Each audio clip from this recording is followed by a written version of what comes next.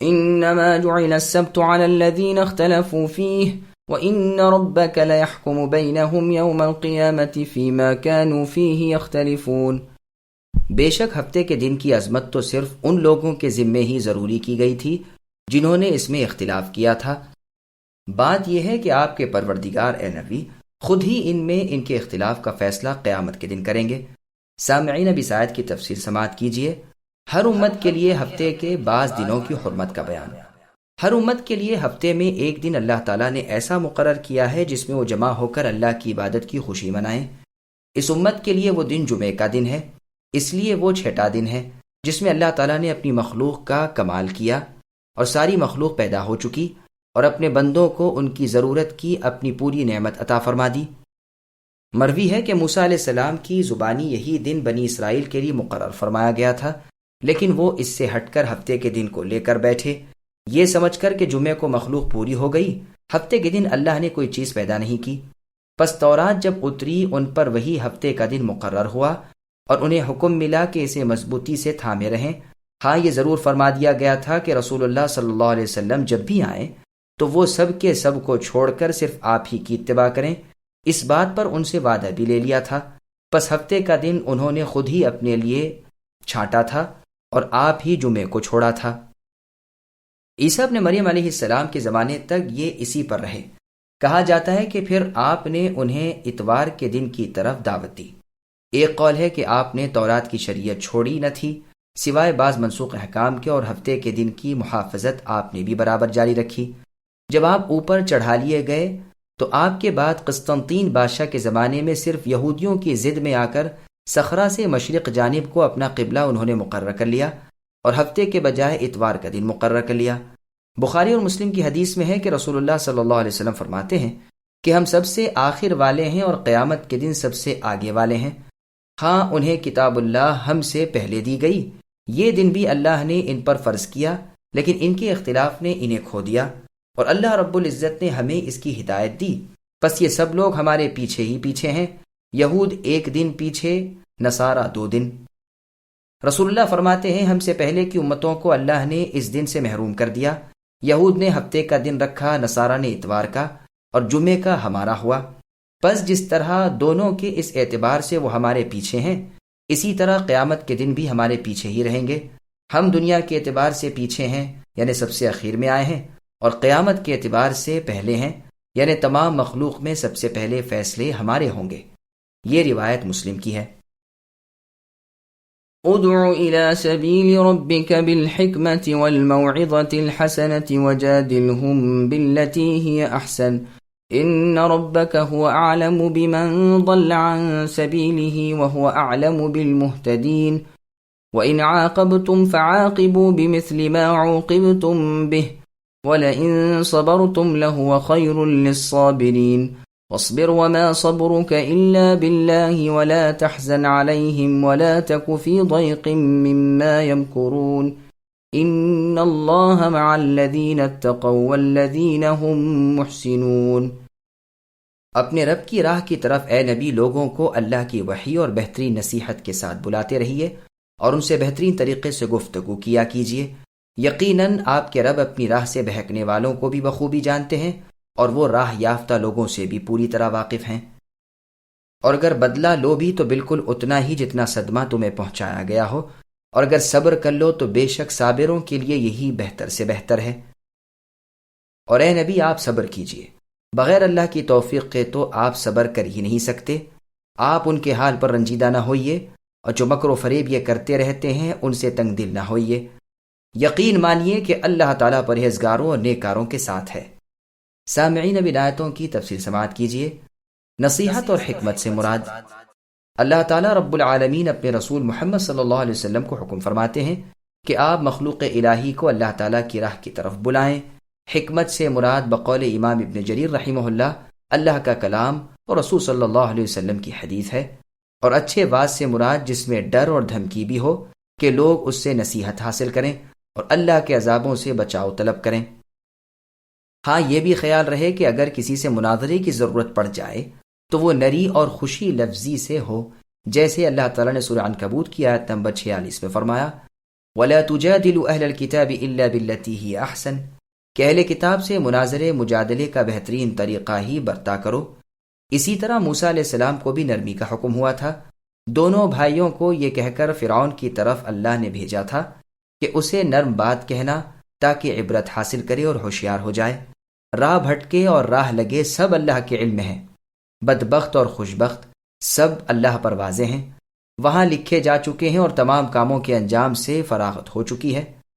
آپ تو اللہ کی راہ کی دعوت دیتے رہیں، لیکن نہ ماننے والوں کے پیچھے اپنی جان ہلاکت میں نہ ڈالیے۔ آپ ہدایت کے ذمہ دار نہیں، آپ صرف آگاہ کرنے والے ہیں۔ آپ پر پیغام کا پہنچا دینا ہے، حساب ہم آپ لیں گے۔ ہدایت آپ کے بس کی چیز نہیں کہ جسے محبوب سمجھیں ہدایت پر لا کھڑا کر دیں۔ لوگوں کی ہدایت کے ذمہ دار آپ نہیں، یہ اللہ کے ہاتھ کی چیز ہے، جسے چاہے دیں، جسے چاہے محروم رکھیں۔ حصول قصاص اور صبر کا بیان۔ قصاص میں اور حق حاصل کرنے میں برابری اور انصاف کا حکم ہو رہا ہے۔ امام ابن سیرین رحمہ اللہ وغیرہ فرماتے ہیں، اگر کوئی تم سے کوئی چیز لے لے تو تم بھی اس سے اس جیسی لے لو۔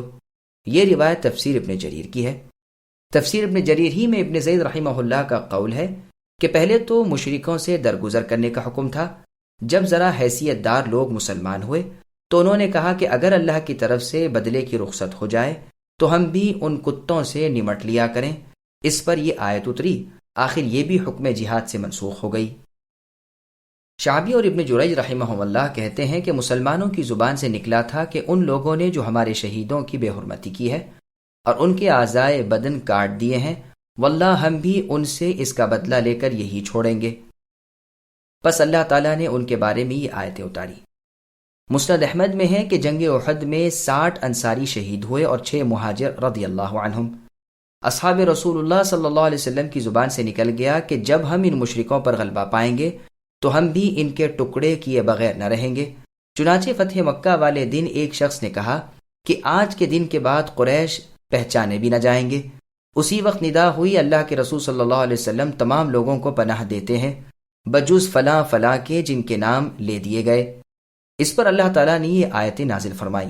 نبی صلی اللہ علیہ وسلم نے اسی وقت فرمایا کہ ہم صبر کرتے ہیں اور بدلہ نہیں لیتے۔ اس آیت کریمہ کی مثالیں قرآن کریم میں اور بھی بہت سی ہیں۔ اس میں عدل کی مشروعیت کا بیان ہوا ہے اور افضل طریقے کی طرف اشارہ کیا گیا ہے، جیسے سورہ شورا کی آیت نمبر 40 میں اللہ نے فرمایا جزاء سیئۃ سیئۃ مثلھا۔ اس میں ہے کہ برائی کا بدلہ لینے کی رخصت عطا تو ہوئی، پھر فرمایا کہ جو درگزر کر لے اور اصلاح کر لے اس کا اجر اللہ تعالیٰ پر ہے۔ اسی طرح سورہ مائدہ کی آیت نمبر 45 والجروح قصاص میں بھی زخموں کا بدلہ لینے کی اجازت دے کر فرمایا ہے کہ جو بطور صدقہ معاف کر دے یہ معافی اس کے گناہوں کا کفارہ ہو جائے گی۔ اسی طرح اس آیت میں بھی برابر برابر بدلہ لینے کے جواز کا ذکر فرما کر پھر ارشاد ہوا ہے کہ اگر صبر کر لو تو یہ بہت ہی بہتر ہے۔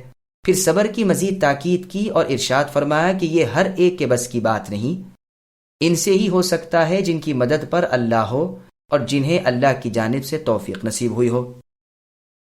پھر آگے ارشاد ہوتا ہے کہ اپنے مخالفین کا غم اے نبی نہ کیجیے، ان کی قسمت میں ہی مخالفت لکھ دی گئی ہے، نہ ان کے فن فریب سے آزردہ خاطر ہوئیے، اللہ تعالیٰ آپ کو کافی ہیں، وہی آپ کے مددگار ہیں، وہی آپ کو ان سب پر غالب کرنے والے ہیں اور ان کی مکاریوں اور چالاکیوں سے بچانے والے ہیں۔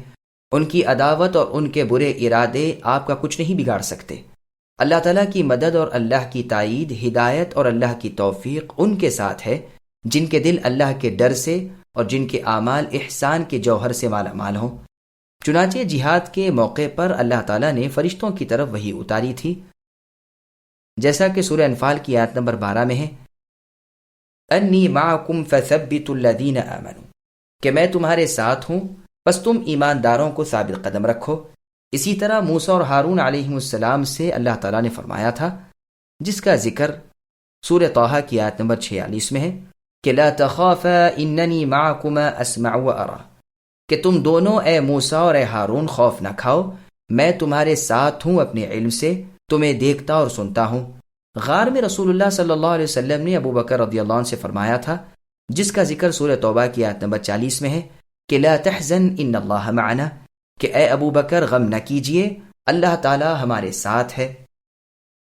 بس یہ ساتھ تو خاص تھا، اور مراد اس سے تائید و نصرت الہی کا ساتھ ہونا ہے، نہ کہ خود اللہ کا بذات، کیونکہ اللہ بذات خود تو ساتوں آسمانوں کے اوپر عرش پر مستوی اپنی مخلوق سے جدا ہے، اور اللہ کا علم اور سننا اور دیکھنا ہر جگہ ہے۔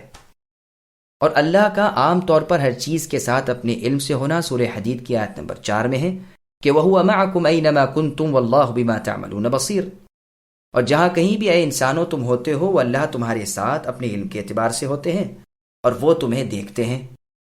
اور سورہ مجادلہ کی آیت نمبر 7 میں ہے مَا يَكُونُ مِن نَجْوَى ثَلَاثَةٍ إِلَّا هُوَ رَابِعُهُمْ، کہ 3 لوگ سرگوشی کرتے ہیں مگر چوتھے اللہ ہوتے ہیں، یعنی اپنے علم سے۔ اور اسی طرح سورہ یونس کی آیت نمبر 61 میں اللہ کا فرمان وَمَا تَكُونُوا فِي شَأْنٍ، یعنی اللہ تعالیٰ تمہارے ساتھ ہے جہاں بھی تم ہو، اور وہ تمہارے اعمال دیکھنے والے ہیں۔ اور جو 3 شخص کوئی سرگوشی کرنے لگے، ان میں چوتھے اللہ تعالیٰ ہوتے ہیں، اور 5 میں چھٹے وہ ہوتے ہیں، اور اس سے کم و بیش میں بھی جہاں وہ ہوں اللہ ان کے ساتھ اپنے علم سے ہوتے ہیں۔ اور آپ اے نبی کسی حال میں ہو یا تلاوت قرآن میں ہو یا آپ اور کوئی کام میں لگے ہوئے ہوں، ہم آپ پر گواہ ہوتے ہیں۔ بس ان آیتوں میں ساتھ سے مراد سننے دیکھنے کا ساتھ ہے۔ تقویٰ کے معنی ہے حرام کاموں اور گناہوں کے کاموں کو اللہ کے فرمان پر ترک کر دینے کے، اور احسان کے معنی ہے پروردگار کی اطاعت و عبادت کو بجا لانا۔ جن لوگوں میں یہ دونوں صفتیں ہوں وہ اللہ تعالیٰ کی حفظ و امان میں رہتے ہیں، اللہ تعالیٰ ان کی تائید اور مدد فرماتے رہتے ہیں، ان کے مخالفین اور دشمن ان کا کچھ نہیں بگاڑ سکتے، بلکہ اللہ تعالیٰ انہیں سب پر کامیابی عطا فرماتے ہیں۔ ابن ابی حاتم میں محمد ابن حاتم رحمہ اللہ سے مروی ہے کہ عثمان رضی اللہ عنہ ان لوگوں میں سے تھے جو با ایمان پرہیزگار اور نیک کار ہیں۔